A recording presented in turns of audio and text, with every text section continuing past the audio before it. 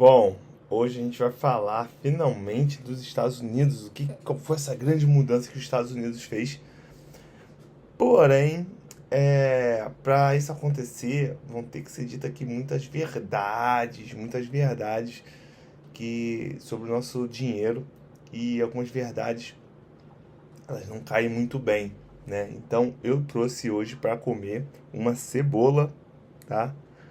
Porque as verdades realmente não caem muito bem. Existem algumas mudanças que os Estados Unidos, né, fez, que é uma verdade sobre o nosso dinheiro, mas que a população ainda não aceita, tá? E aí as pessoas perdem dinheiro por não aceitar as verdades.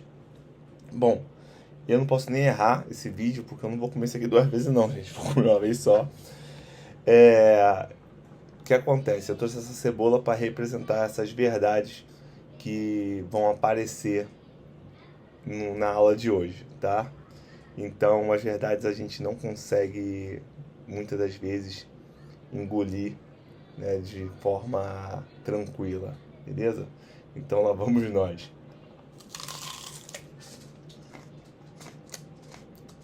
Vamos para a aula.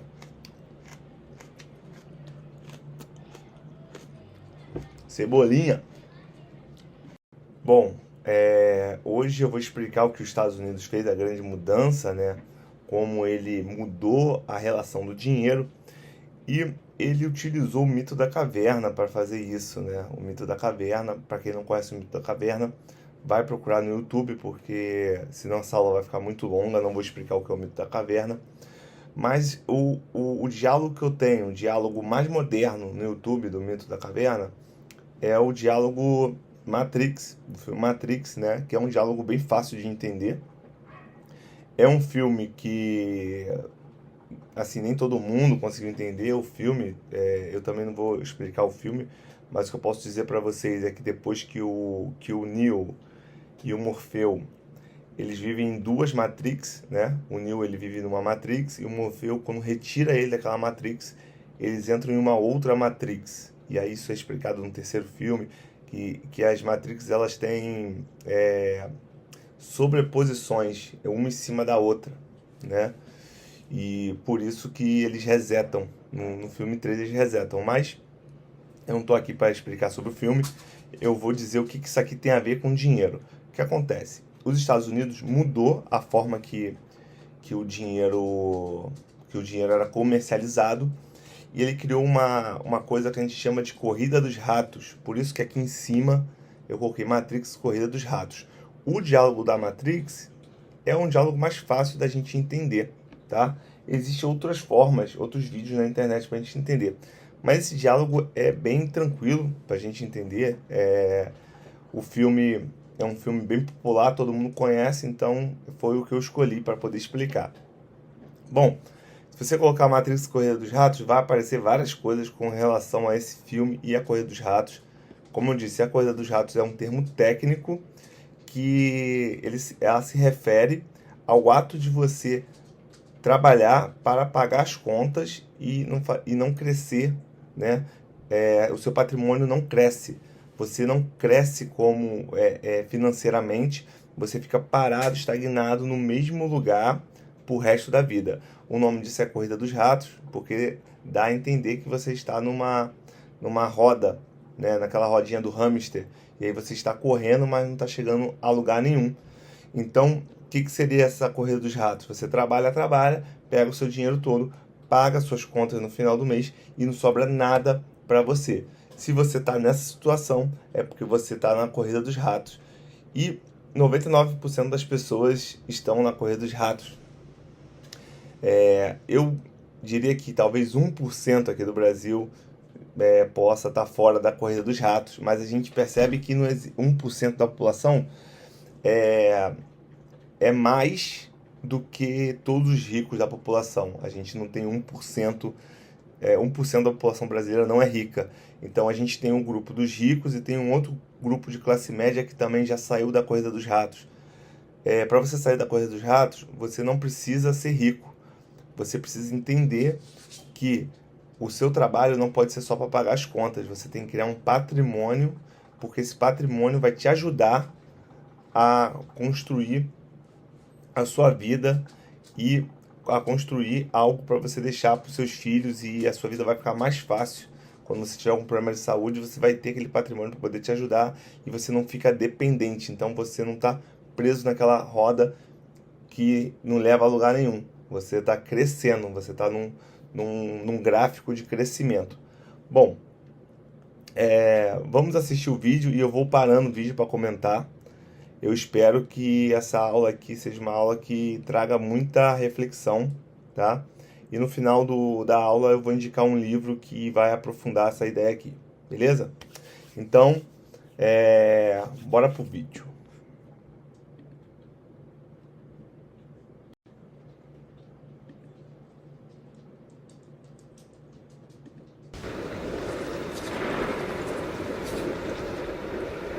Eu imagino que devo estar se sentindo um pouco como Alice, escorregando pela toca do coelho. Eu acho que sim. Vejo isso em seus olhos. Você é um homem que aceita o que vê, porque pensa estar sonhando. Ironicamente, não está muito longe da verdade. Você acredita em destino, Neil? Não, Por que não? porque eu não gosto da ideia de não poder controlar a minha vida. Eu sei exatamente o que quer dizer. Desde que eu diga por que está aqui. Está aqui porque sabe de uma coisa. Uma coisa que não sabe explicar, mas você sente. Você sentiu a vida inteira que há alguma coisa errada com o mundo. Você não sabe o que é, mas está ali, como uma farpa em sua mente, deixando-o louco. Foi essa sensação que o trouxe a mim. Bom, preste atenção nesse diálogo. As pessoas, elas sabem que tem algo de errado com a sociedade, né? E aí tem aquela sempre existe uma luta, sempre existe uma guerra. Elas sabem que no final nada vai mudar. Essa é a realidade. Se você for ver nos últimos 20 anos, o Brasil não mudou tanto assim. As coisas ficaram um pouco mais caras no supermercado, às vezes ficam menos caras, mas não tem grandes mudanças. Então, assim, as pessoas sabem que tem alguma coisa errada. Elas sabem que o dinheiro delas vai cada vez valer menos. Elas sabem disso. E isso incomoda elas. Aí, essa parte que ele fala é como uma farpa em sua mente. Porque isso incomoda. Ela sabe que ela vai trabalhar, que ela vai chegar, que ela vai pegar o dinheiro, que ela vai pagar todos os boletos e que não vai sobrar nada para ela. Ela é ciente, o cidadão, o brasileiro, ele é ciente disso. Ele sabe que no final do mês ele não vai ter dinheiro. Ele vai ficar uns 10 dias esperando o próximo pagamento. Então ele já sabe disso. Então ele sabe que tem coisa errada, que aquilo ali não é certo, aquilo ali não é natural. Se acontecer alguma coisa naquele período que ele não tem dinheiro, o que ele vai fazer? Como é que ele vai fazer? Se ele tiver um problema de saúde, o que ele faz? Ele não tem o que fazer. Isso não é natural. Ele sabe que tem algo de errado. O brasileiro, ele sabe que tem algo de errado na economia, porque os problemas econômicos do Brasil não são de agora, não é desse governo. Todo governo que entra tem algum problema na economia. Isso acontece em vários países, em vários governos. Então, assim, saber que existe uma coisa errada é comum, as pessoas sabem. Isso incomoda a cabeça delas, só que elas não sabem o que fazer. E aí o Morfeu ele vai dar uma opção pro Neil. A gente vai continuar aqui, eu vou continuar comentando. Você sabe do que eu estou falando? Matrix? Você quer saber o que é Matrix? Matrix está em toda parte. Está à nossa volta. Mesmo agora, nesta sala aqui. Você a vê quando olha pela janela ou quando liga a televisão. Você a sente quando vai trabalhar, quando vai à igreja, quando paga seus impostos. É um mundo que acredita ser real para que não perceba a verdade. Bom, vou dar uma pausa aqui para comentar esse pedaço. Eu pausei o vídeo aqui rapidinho, até aproximei a câmera, meu cachorrinho ficou preso. Aí eu tive que libertar ele. Tenho 2 cachorrinhos. O outro é o... Vou apresentar o outro na próxima aula. Vamos aqui, vamos focar. Está à nossa volta. Mesmo agora, né? Bom, ele pergunta o que é Matrix. Aí ele vai explicar, né? Matrix está em toda parte, está em nossa volta. Sala aqui. Você a vê quando olha pela janela ou quando liga a televisão. Você a sente quando vai trabalhar, quando vai à igreja, quando paga seus impostos. É o mundo. Então, preste atenção. O que acontece? A pessoa acha, às vezes, que se ela entrar na Bolsa de Valores, alguém tem que perder dinheiro para poder ganhar. Não funciona desse jeito. Como é que funciona um mundo financeiro, né? Vamos lá. Você sai para trabalhar, aí você para no posto de gasolina para abastecer. Quando você abastece, o governo recebe dinheiro do imposto, a Petrobras recebe dinheiro da gasolina, a Petrobras vai usar esse dinheiro, né? Esse dinheiro se mistura com o dinheiro da empresa e a cada 3 meses, né? Trimestralmente, ela vai depositar o dinheiro para os acionistas. Aí, no meu caso, eu que sou acionista, recebo. Então, a pessoa, ela perde dinheiro, né, já por não estar na Bolsa de Valores. Né? Esse é o mundo real. Por quê? Na Bolsa de Valores não tem empresa de ferro, por exemplo, que é a Vale. Provavelmente tem alguma coisa de ferro feito na sua casa. Se você tiver carro, o seu carro tem ferro, mas na sua casa deve ter alguma coisa. Se você abrir a geladeira, você vai encontrar alguma coisa de ferro. No fogão tem alguma coisa de ferro, na sua casa tem coisa de ferro. Então, quando você compra alguma coisa que tem ferro, uma empresa listada na Bolsa de Valores ganha dinheiro. Se você comprar um livro na Amazon, a Amazon ganha dinheiro, está na Bolsa de Valores. Quando você fica vendo comercial no Facebook, o Facebook recebe para aqueles comerciais e está na Bolsa de Valores. Quando você compra qualquer item no supermercado, aquele dinheiro vai parar na Bolsa de Valores. Então, assim, no mundo real, como é que funciona? O seu dinheiro já vai para a Bolsa de Valores, mesmo você não estando na Bolsa de Valores. O seu dinheiro tem 2 lugares, ele vai para o governo e para a Bolsa de Valores. Então, na corrida dos ratos, a pessoa só paga as contas, ela não faz mais nada. Ela trabalha para tentar se manter, só isso. E o dinheiro dela vai para a Bolsa de Valores e vai para o governo. É simples assim. E as pessoas acreditam que na Bolsa de Valores é um jogo de perde e ganha, né? Então, tipo assim, se você está na Bolsa de Valores, alguém está perdendo para você ganhar, ou você vai ter que perder para alguém ganhar. Não necessariamente. A Bolsa de Valores tem muitos investidores que fazem o jogo do ganha-ganha. Qual é o jogo do ganha-ganha? Se eu estiver dentro da Bolsa de Valores, eu ganho, e uma outra empresa que está dentro da Bolsa de Valores também ganha. A empresa que eu comprei ganha e eu também ganho. Os dois ganham.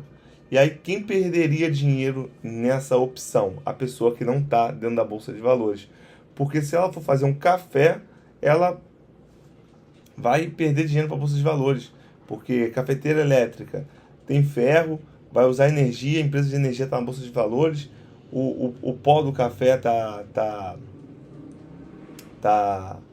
numa empresa, a dona lá, a empresa de café que você comprou lá, a marca de café, está na Bolsa de Valores. Então, percebe que você só precisa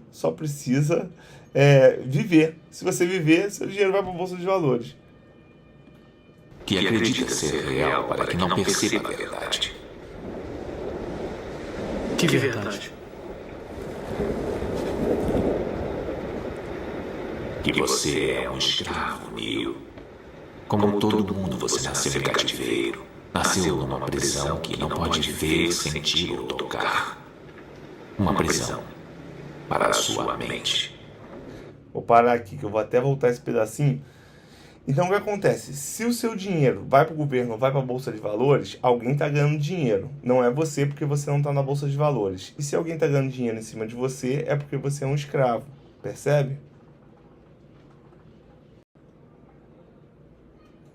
E essa parte que ele fala que você é um escravo, chega até a doer, porque quando você para pensar que você trabalha só para pagar conta e o seu dinheiro está indo para a Bolsa de Valores e alguém está enriquecendo com o seu dinheiro e está indo para o governo, realmente você começa a ver, realmente faz sentido.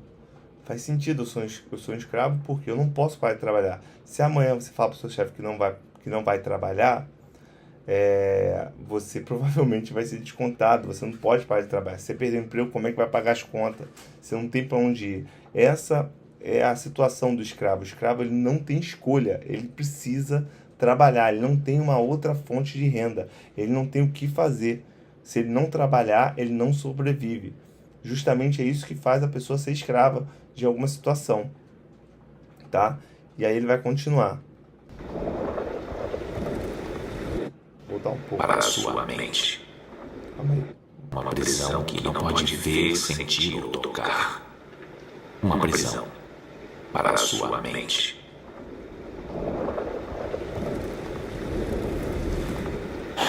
Bom, ele vai falar, né? Ele falou que ele é um escravo, né? E vive numa prisão para a sua mente. Por que uma prisão para a mente?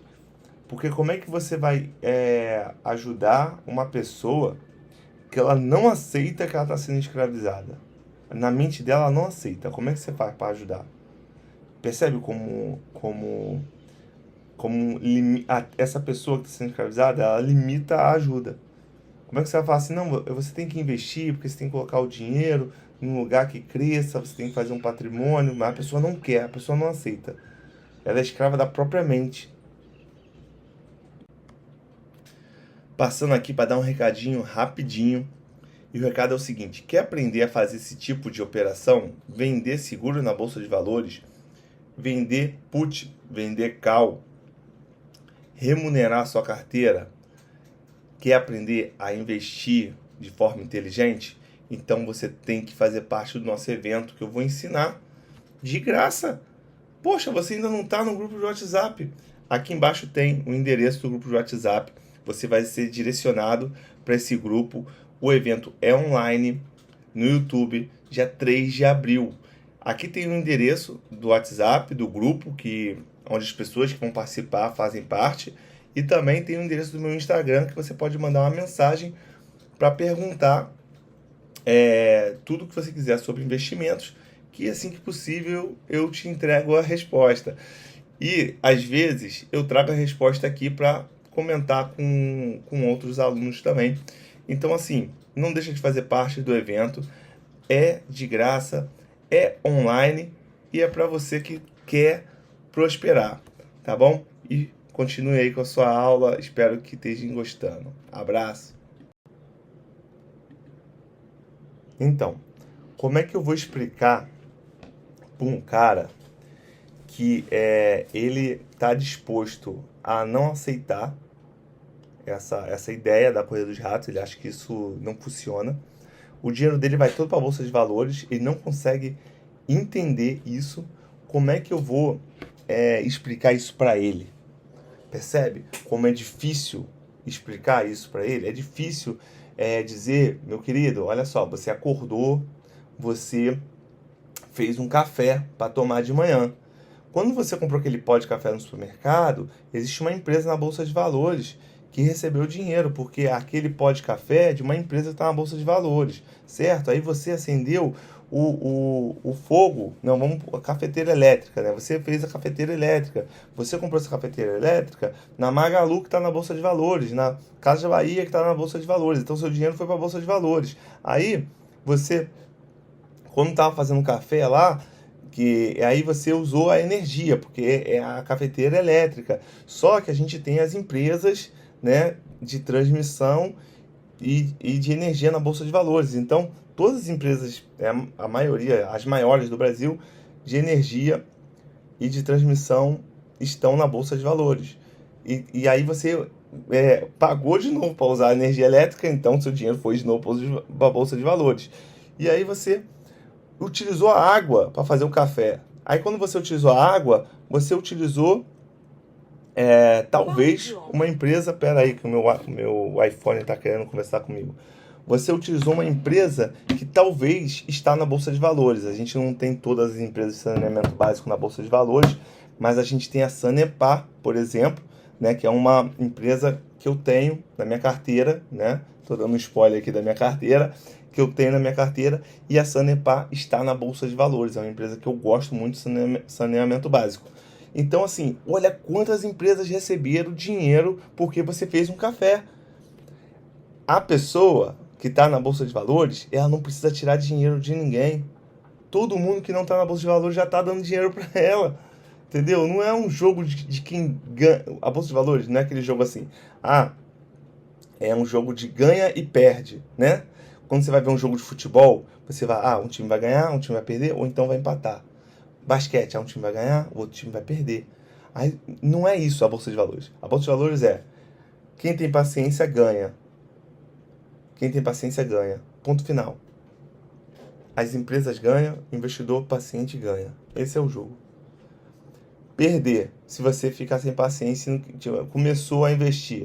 Não tem paciência, não tem cabeça para isso, então vou tirar meu dinheiro. Aí você perdeu. Mas aí, o cara que é paciente, ele não tá brigando com o cara que é impaciente. Não é uma disputa de um com o outro. O cara que é paciente, ele está comprando as empresas na Bolsa de Valores, que às vezes é de um banco, às vezes é de um governo.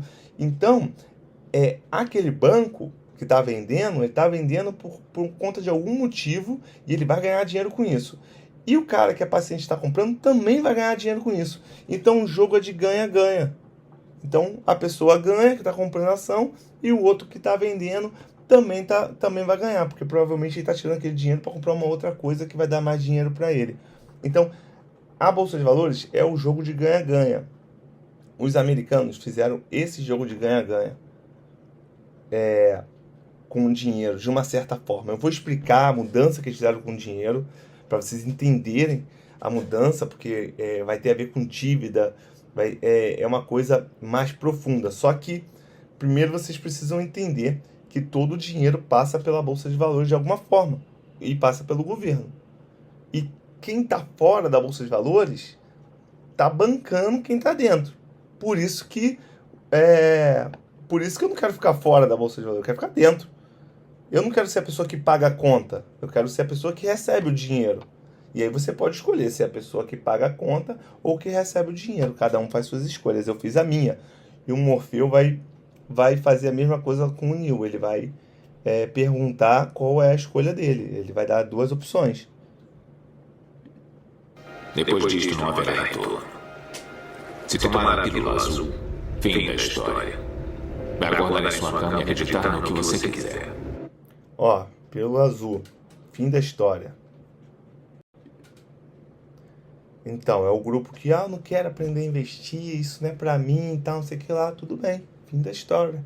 Você paga a conta, não tem problema, continue tomando seu café, abasteça seu carro, vá no show, final de semana, sai pra tomar uma cerveja, porque a Brahma, ela tá na Bolsa de Valores. É a 3G Capital, é a mesma dona da Lojas Americanas. Passa lá e compra uma barra de chocolate. Faça tudo isso, pague a conta. Fique com a pílula azul e tá tudo certo. E agora, mas tem uma outra opção. Se tomar a pílula vermelha, fica no País das Maravilhas. E eu vou mostrar até onde vai a toca do coelho.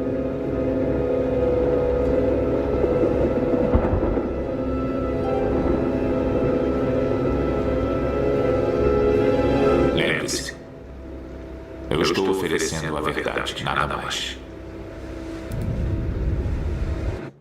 Isso aqui é um problema, né? Oferecer a verdade, porque, cara, falar a verdade é difícil, porque as pessoas às vezes te agridem, entendeu? Cara, eu não quero ver a verdade, porque você tirou elas daquela matrix que ela tava presa, né? E aí você começou a virar um problema, você vira um problema quando você fala a verdade, né? Então, assim, eu acho que eu sou uma pessoa que eu sou problema na sociedade porque eu falo a verdade, então eu me tornei um problema. Agora as pessoas querem trabalhar menos, investir mais, ganhar mais dinheiro, aí eu começo a fazer as coisas não funcionar na sociedade porque eu falei a verdade, que as pessoas estão sendo escravizadas, que é a verdade. todo o dinheiro que você ganha não fica para você no final do mês, você fica zerado, e aí você é obrigado a trabalhar mais um mês para poder sobreviver. E aí é complicado, né? A verdade dói pra caramba. Eu tô dizendo que dói, não é assim, arrogância minha nem nada não. É porque eu passei por vários momentos na minha vida, e para eu assumir esta verdade que eu tô botando aqui, para eu assumir isso, para eu perceber que isso realmente era verdade, que a gente é escravizado, para eu poder assumir isso foi muito difícil para mim. Doeu muito. Então dói, eu sei que dói. Na primeira vez. Aí você, pô, será que é isso mesmo? Aí você começa a ver que não tá sobrando dinheiro para você viajar com a sua esposa. Você começa a ver que você quer dar uma coisa melhor pro seu filho e você não consegue. Você tem dinheiro para comprar a chuteira do seu filho, mas você não tem tempo para ir assistir ele, porque você é um escravo. Então você não tem tempo de assistir ele jogar futebol, mas a chuteira você tem dinheiro para comprar. O que adianta? Você não vê, você não tá vendo um momento que você tem que estar com ele e você não tá.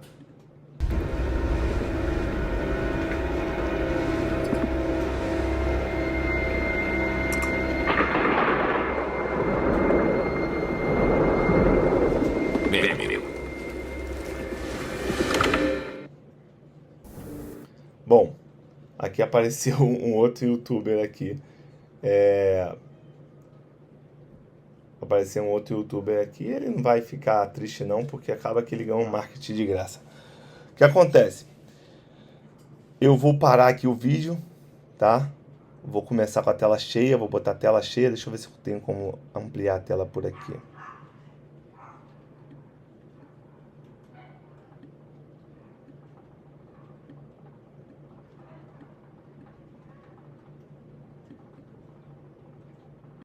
Então, o que acontece? Dia 3 de abril eu vou dar uma de Morfeu e eu vou apresentar os métodos do meu curso, tá? Apresentar os métodos que eu invisto, vou mostrar o meu curso, vou entregar bastante coisa que vai ajudar vocês a poder organizar a vida financeira. Vou entregar assim numa aula que provavelmente vai demorar mais de uma hora, vai ser um evento que vai ter bastante coisa, né? Eu vou falar sobre as ações que eu tenho na Bolsa de Valores, vou mostrar como é que tá os dividendos, como é que funciona o pagamento de dividendos, o porquê que eu tenho mais dinheiro em ações e menos dinheiro em fundos imobiliários, o porquê que eu acho que o Bitcoin é uma coisa importante para o mundo. Tudo isso eu vou explicar no dia 3 de abril, tá? E eu acho que isso vai, pelo menos, dar uma clareza para o grupo que está perdido, não sabe investir. Então, baseado nisso que vocês assistiram agora, eu vou explicar as mudanças que os Estados Unidos fez depois da Segunda Guerra Mundial. Bom, como é que os americanos mudaram o jogo?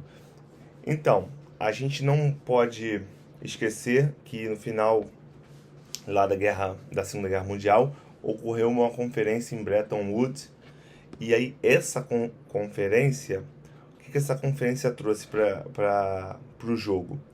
Os americanos fizeram um acordo aonde cada dólar iria valer 35 onças e o dólar seria a moeda mundial.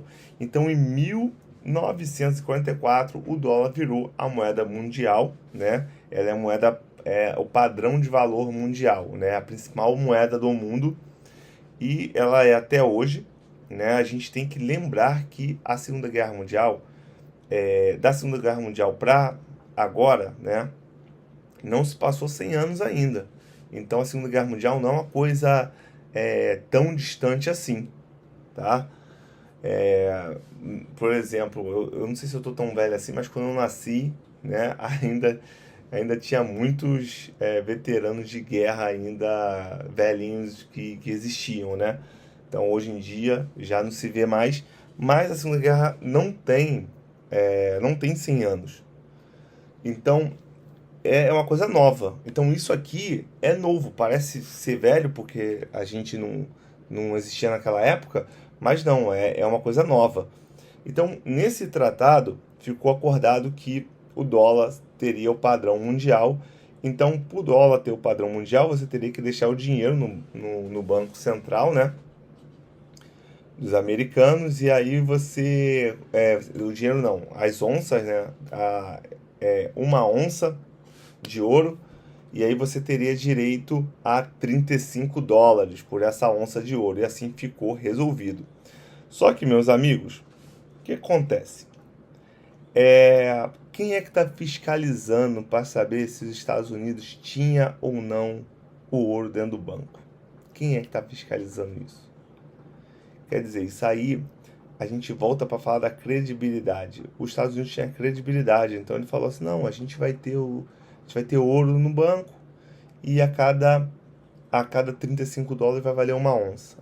Só que os Estados Unidos começou a imprimir muita moeda, o mundo inteiro comprava o dólar. Por quê? Porque era a moeda básica do mundo, né? É a moeda que todo país que você for, você encontra uma casa de câmbio para você poder trocar. É a moeda principal do mundo, então o mundo inteiro começou a comprar. Os Estados Unidos começou a vender, né? Porque era os Estados Unidos que vendia a própria moeda, o dólar, né? Então ele começou a imprimir muito dólar. Então ele vendeu muito dólar e utilizou muito dólar para os programas sociais da época que os Estados Unidos estavam fazendo, estava mudando. Os Estados Unidos estavam crescendo muito rápido naquela época, com muito dinheiro, e aí começou a se questionar, como que os Estados Unidos têm tanto dinheiro? Será que eles têm tanto ouro assim, guardado no banco? Porque nesse tratado foi acordado que a quantidade de dólar que iria circular seria padronizado com um ouro que o Banco Central deveria ter guardado. Só que não tinha ouro nenhum guardado. Os americanos só imprimiam dólar, né, e cresciam de forma cada vez mais forte. Estavam tanto a parte militar quanto comercial, quanto a parte agrícola também, bancária, tudo deles cresceu muito, eles imprimiam muito dólar. Então, nesse momento, eles mudaram o jogo. Por quê? Porque ele colocou todo mundo numa Matrix, né? E daí que vem o filme Matrix. As pessoas estavam comercializando um dinheiro que não existia, teoricamente. Porque se ele tinha que ser baseado no ouro e o ouro não estava dentro do banco, não tinha nada dentro do banco, aquele dinheiro ali não existia. Então as pessoas davam valor a algo que não existia. Então elas estavam dentro de uma coisa irreal. Aquilo ali não tinha realidade naquilo ali, quando eles começavam a negociar aquele dinheiro, né? Você imagina dinheiro de banco imobiliário, né? Não tinha valor, porém, você imagina quando se começaram a se perguntar se o ouro realmente os americanos tinham ou não esse ouro guardado no banco. E aí depois que os Estados Unidos colocou todo mundo na sua Matrix, começaram a desconfiar, porque o presidente Nixon acabava fazendo alguns programas sociais, e aí tinha um gasto excessivo. Os Estados Unidos tinham um gasto excessivo, porque ele ele cresceu, né, muito rápido, e estava envolvido em guerras. Ele teve a guerra do Vietnã, então, assim, ele tinha um poder militar muito grande, e começou a se perguntar da onde vinha tanto dinheiro. Então a Inglaterra pediu o ouro de volta, né? A Inglaterra ela tinha alguns dólares e ela queria trocar seu dólar por ouro, e chegou a mandar um navio, né, da Marinha. A Inglaterra mandou um navio da Marinha para buscar o ouro nos Estados Unidos, que ela queria trocar pelos dólares que ela tinha. Só que esse ouro não existia, o banco não tinha nada, não tinha ouro nenhum. Então, nesse momento aqui, teve duas opções, o mundo teve duas opções, porque eles confiaram nos Estados Unidos, né, para poder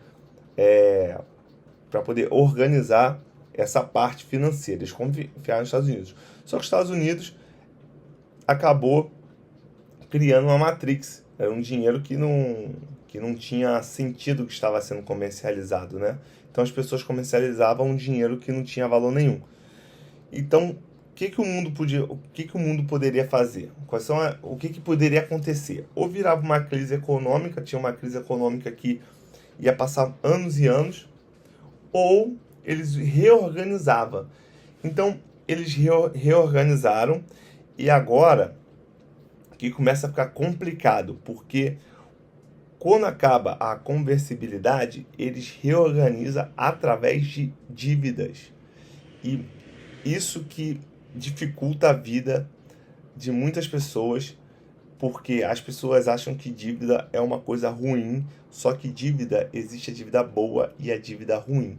E a partir desse momento, os Estados Unidos, ele cria uma dívida interna gigantesca no país dele, né? Os Estados Unidos tem uma dívida interna gigantesca para poder ser o maior país em potência militar, econômica.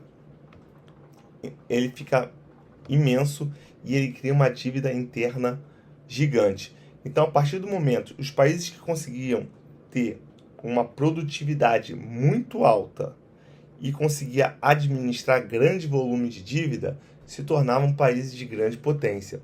O Brasil, eu vou deixar para a próxima aula, mas o Brasil, ele tem uma dívida interna, né? Hoje a gente tem uma dívida interna, só que para falar do Brasil, tem que falar da dívida externa, tem que falar de inflação, até chegar à dívida interna que nós temos hoje. Só que o Brasil, ele não é capaz de administrar a dívida interna, e a gente vai ver isso na próxima aula. Ele não pode ter uma dívida interna no mesmo volume que outros países têm, porque ele não tem a capacidade administrativa desses outros países, porque o dinheiro aqui funciona, ele é organizado de uma forma diferente.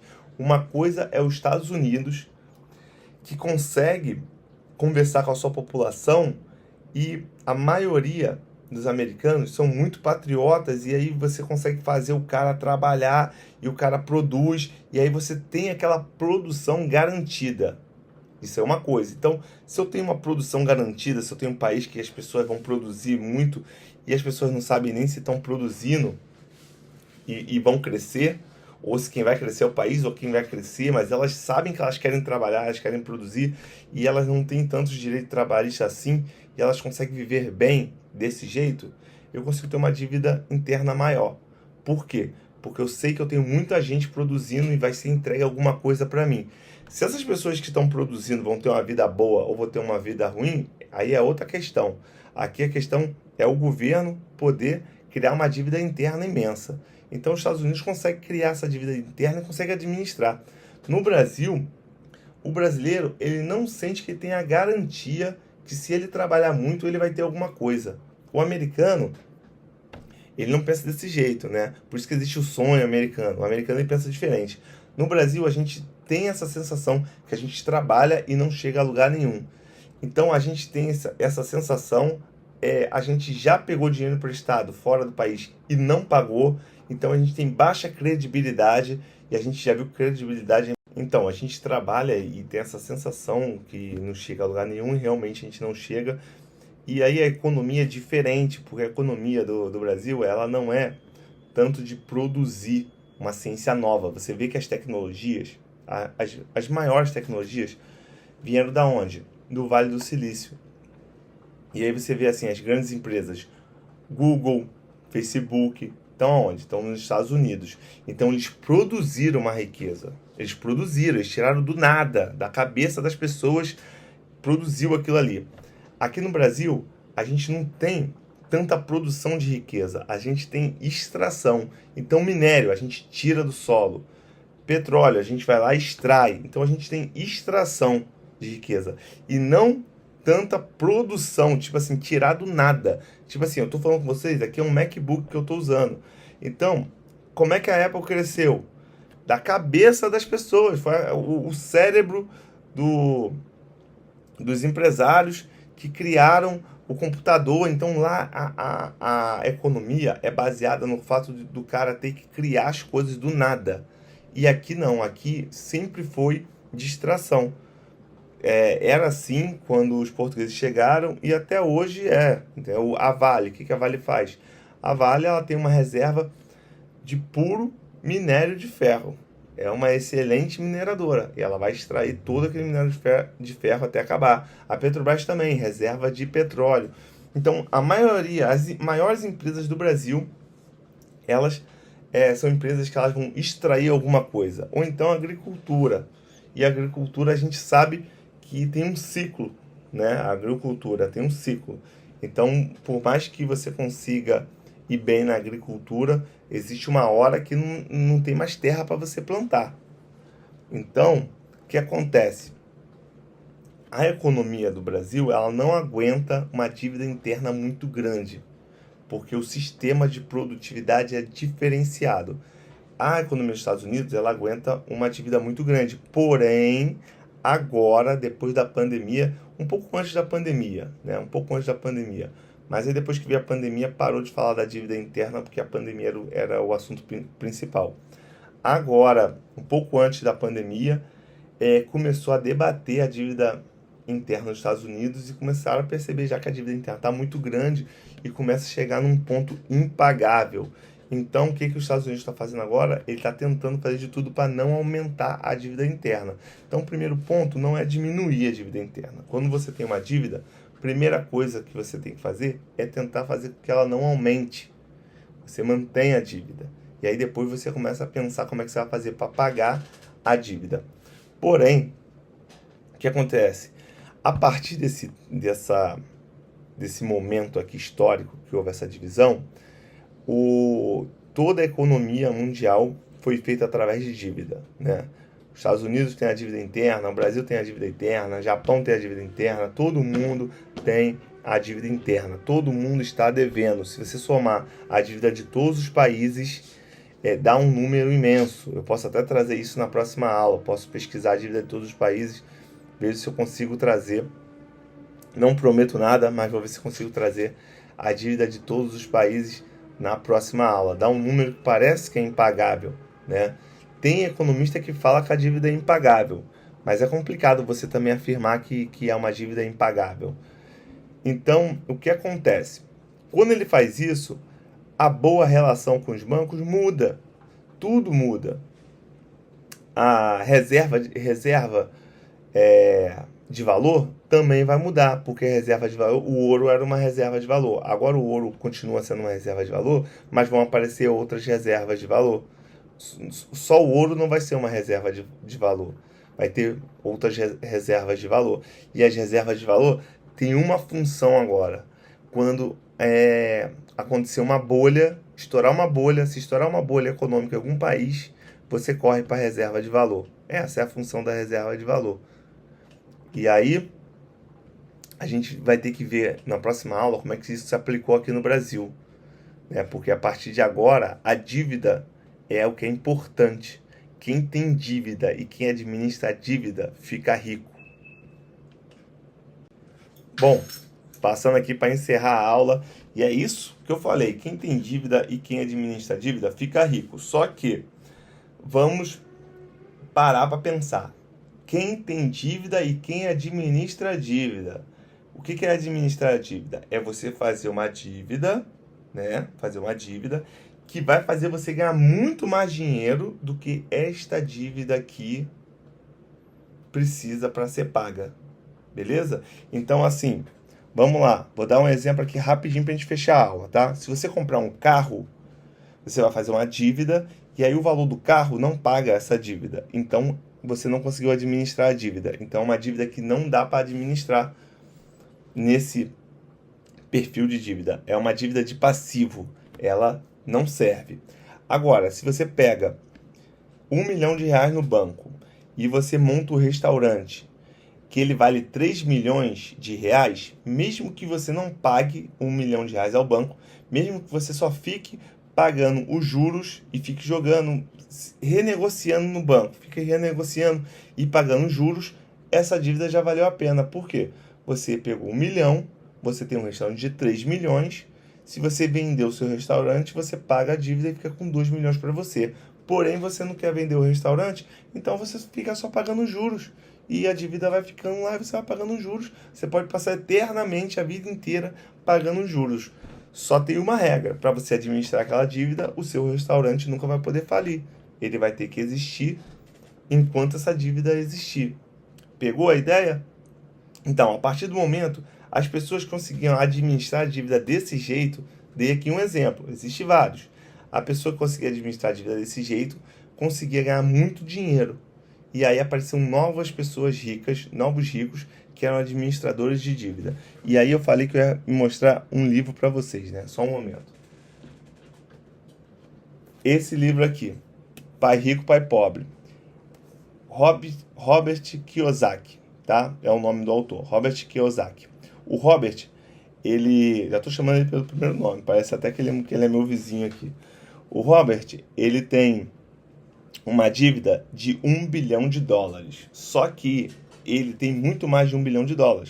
Só em imóvel ele tem mais de 15 mil.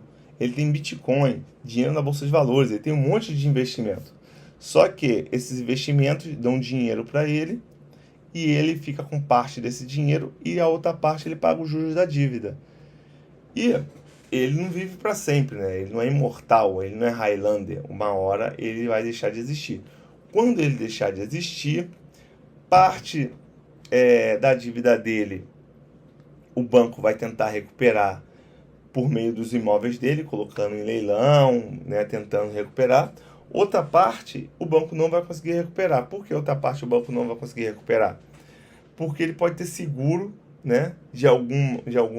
Aqui no Brasil, por exemplo, todo financiamento imobiliário tem seguro. Se você falecer, seu filho pode ficar com o imóvel sem pagar nada, né? Só vai passar um pedaço da vida dele ir no cartório, né, para poder resolver o problema da papelada.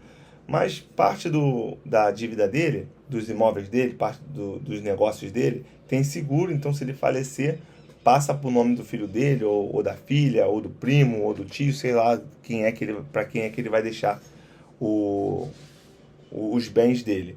Mas percebe que ele tem uma dívida que para ele vai ser impagável. Ele nunca vai pagar $1 bilhão para o banco. Ele nunca vai pagar. Mas ele vai ficar pagando juros eternamente enquanto estiver vivo e continua rico. Ele não vai deixar de ser rico. Porque esse cara aqui, para mim, é o melhor administrador de dívida que eu ouvi falar. Esse cara aqui, para administrar dívida, o cara é brabo de verdade. O cara conseguiu ficar rico administrando dívida. Ele é muito bom nisso.